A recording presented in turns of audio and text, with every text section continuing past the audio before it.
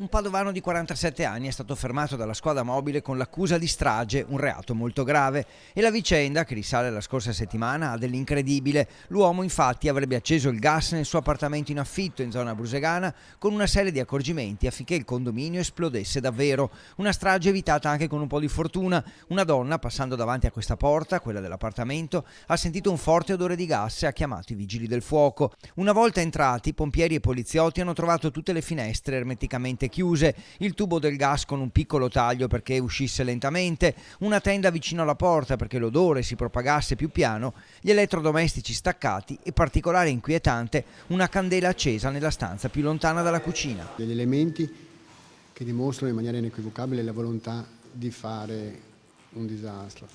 Pensiamo che avevano chiuso le bocchette di areazione, di presa d'aria della cucina, aveva fatto un piccolo foro sul tubo in modo che la fuoriuscita fosse lenta e che desse la possibilità al gas di saturare completamente l'ambiente prima di raggiungere la candela che era stata lasciata accesa nella stanza più lontana dalla cucina.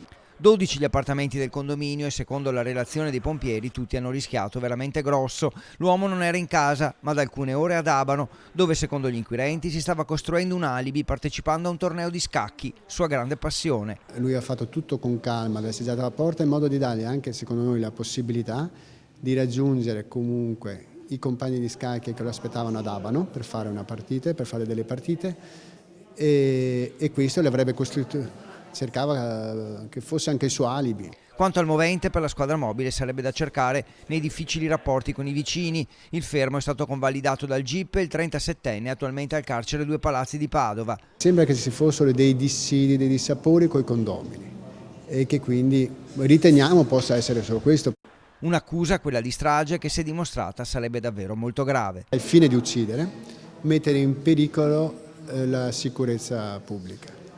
Se deriva la morte, c'è l'ergastolo, negli altri casi la pena fino a 15 anni.